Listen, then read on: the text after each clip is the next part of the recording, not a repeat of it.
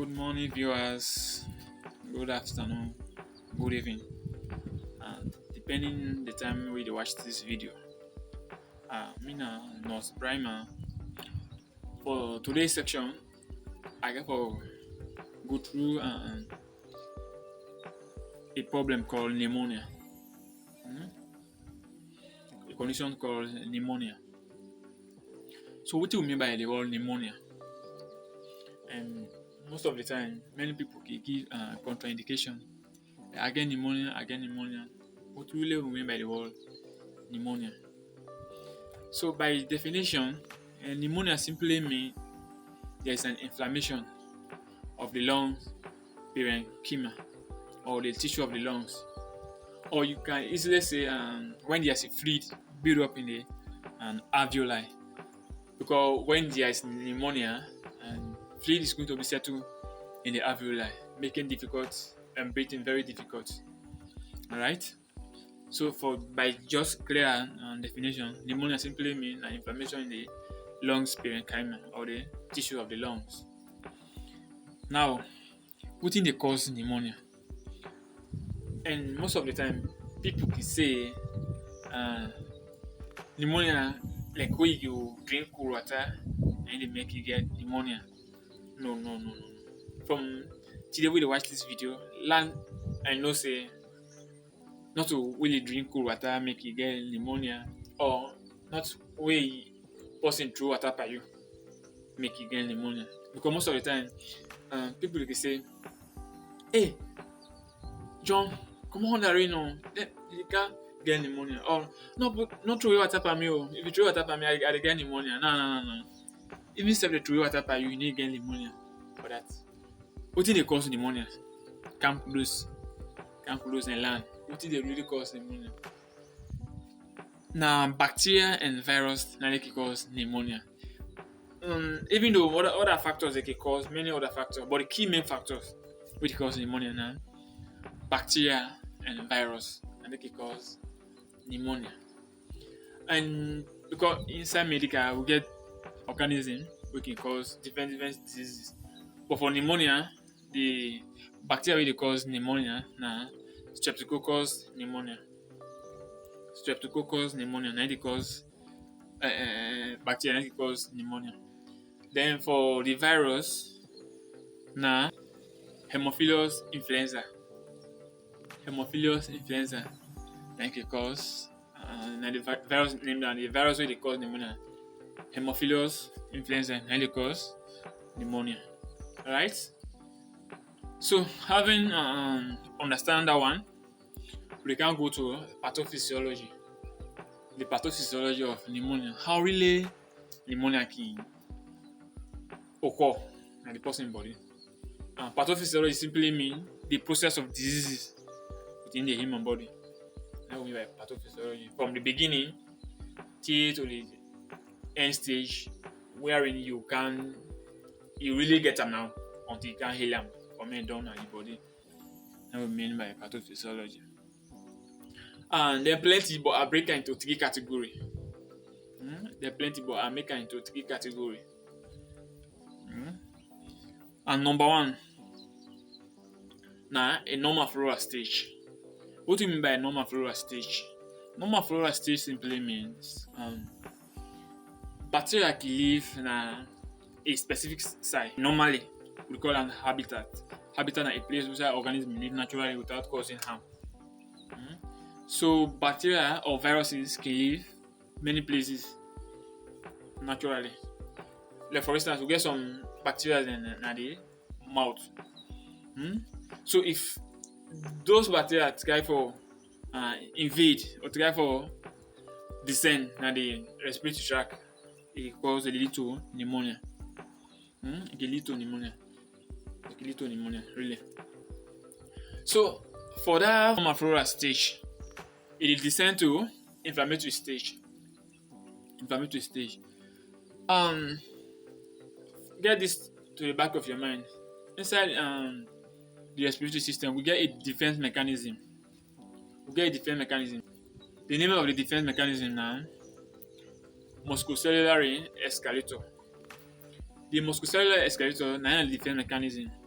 And inside the muscular escalator, we get a cilia, and the cilia na in the trap some debris there.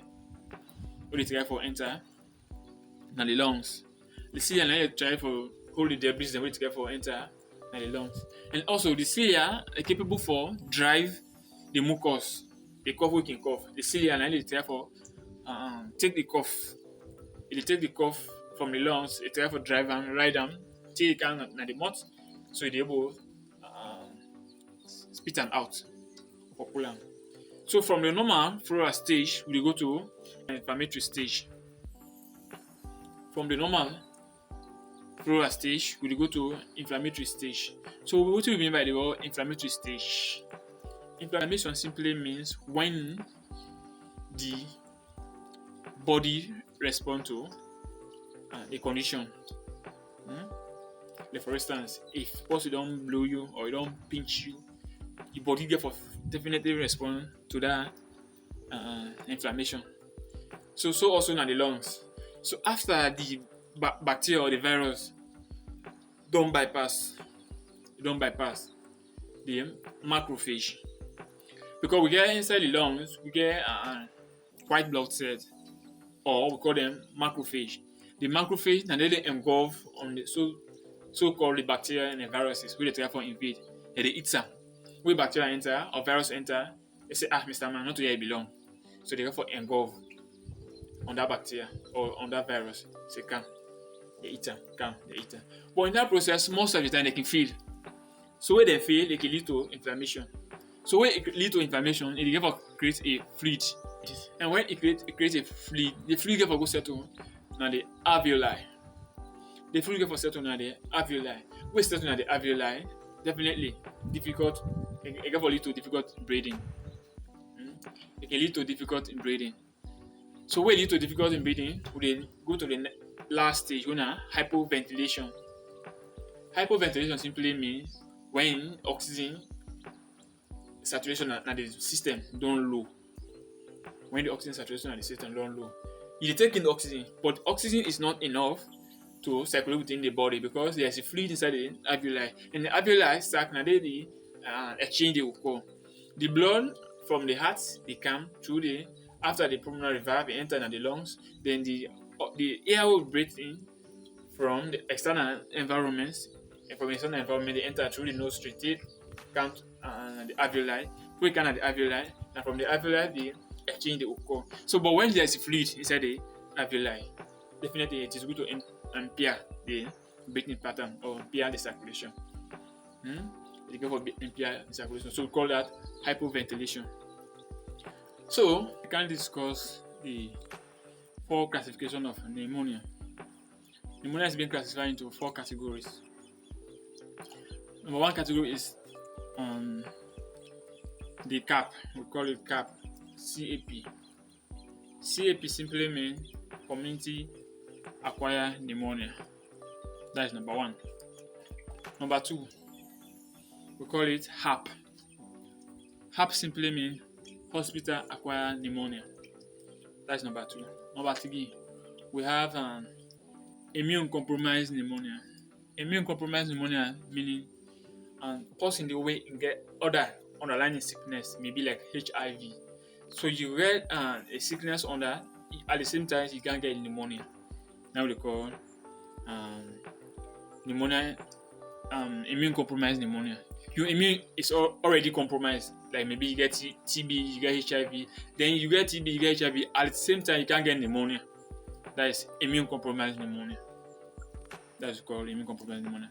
Then the last one, we have the aspiratory pneumonia or the aspiration pneumonia. What do you mean by the word aspiration pneumonia? Bacteria can live in the upper respiratory tract, maybe the mouth or the nose, naturally. So when those bacteria try for descend, now we call aspiration pneumonia. So now I explain those 4 types of pneumonias I don't list just now. They have HAP. HAP simply means, like I've said before, HAP simply means hospital acquired pneumonia. And hospital acquired pneumonia means you don't be getting pneumonia at all. From the beginning, you don't be getting pneumonia at all. But as you don't come at the hospital, like after 2 days, you begin to experience cough, some difficulty in breathing. If they do some checkup now, you get pneumonia. That will mean by hospital acquired pneumonia. You don't get pneumonia at all, but after you don't come at the hospital, then you can get pneumonia. Or we call it nosocomial infection. Infection will not be get before, but after you don't come to hospital, you can get an we call nosocomial infection. So number 2, we get the cap. Where the cap 92 plenty, 92 boku. The CAP, the community acquired pneumonia. Community acquired pneumonia simply means bacteria or viruses can parade in the air, or you can touch fomites. Fomites simply mean an instrument we contaminated with pathogen. You can talk like domos or person we get the influenza, or you get the bacteria. You don't touch rubber or cup, or you don't drink saliva don't left on the cup. You don't can take them. You know, clean them, you take them. So all the infection or all the bacteria we they get in the community, now we call CAP, community acquired pneumonia, because now from the community within the environment, now from they don't get them. And when you touch the domot, you touch the pan or cup, you know for wash your hand, you just take either you touch the eye or you touch the mouth. When we touch the mouth, the bacteria will travel down the alveoli, and when you go down the alveoli, it causes pneumonia. Alright? That is number 2. Number 3, I've done explain already. Immune compromised pneumonia. Other person gets some underlying condition like TB, then you can get pneumonia. Then the last one, aspiration pneumonia. The bacteria or the virus can live in the upper respiratory tract, but we try for descend now. It moves now the normal flow stage, it goes on the other stage, it causes pneumonia. So, we can discuss now on the signs and symptoms of pneumonia. What are signs and symptoms of pneumonia? Since there is a presence of pathogen or microorganism in the system, you go forget fever. Of course, fever, you for day. You forget fever. That's number 1 sign that you get fever. They attack you most of the time. Then number 2, you get chest pain. Or when there's inflammation, you must get pain. You get chest pain. Now, around the pleural space, you get chest pain at the chest. You get chest pain. Through where they therefore inhale oxygen, you get for your chest pain. Then number 3, you get tachypnea. Tachypnea simply means fast breathing. You get tachypnea. Because why you get a tachypnea? You there in oxygen hunger. You need oxygen in the system. So through that, you go for the blow fast. You need oxygen. So you go through that process called tachypnea. From tachypnea process, you get purulent sputum. Purulent sputum simply means discoloration of the sputum, the cough with the cough, like that coffee color, like the coffee color, like because inside the alveoli, fluid. So that fluid now is going to try for pull out. What is the guy for pull out? Now we call purulent mucus.